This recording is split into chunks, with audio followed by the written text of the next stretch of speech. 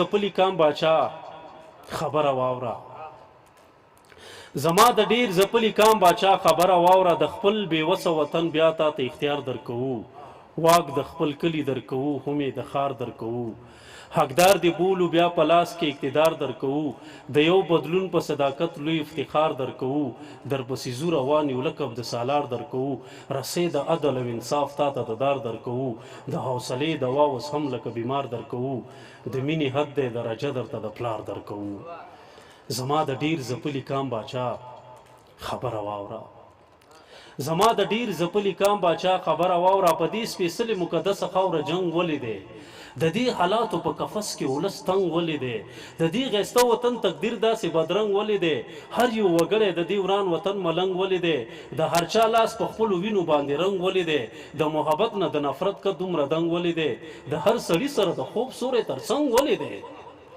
زما د ډیر زپلی کام باچا خبره واوره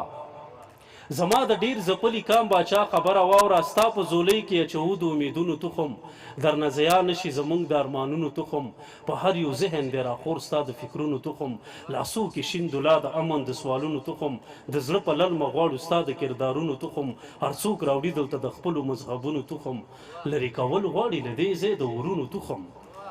زما د ډیر زپلی کام باچا خبره واوره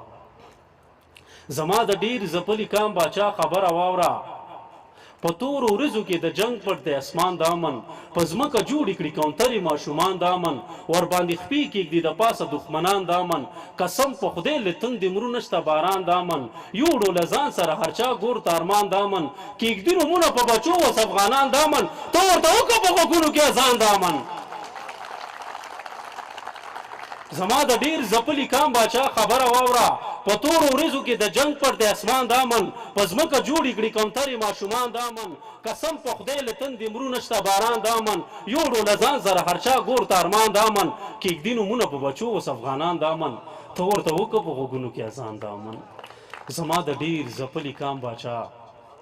خبره واوره زما د ډیر زپلی کام باچا خبره واوره دا په مرمیو سوري شوي دیوالونه ګوري دا په بارودو سوځېدلي مکتبونه ګوري د بېګناه خلکو په خپو کې زنځیرونه ګوري د خپل اولس په ډکو سترګو کې سوالونه ګوري په دې سوالونو کې دننه ځوابونه ګوري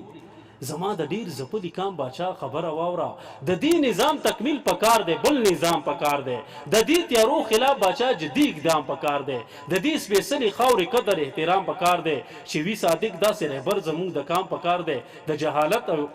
انتشار نه انتقام پکار دی د ولس خوب نشته باچا د دوی آرام پکار دی مبارزې ته خو د اوس له دوام پکار دی زما د ډیر زپلی کام باچا خبره واوره د دې وران شوي وطن درد خپل که احسان به دې وي که چېرته لاړې د نجیب غوندې ارمان به دې وي که چېرته لاړې د نجیب غوندې ارمان به دې وي که چېرته لاړې د نجیب غوندې ارمان به دې وي ډېره زیاته مننه کوم خوشحاله اوسئ آباد اوسئ مننه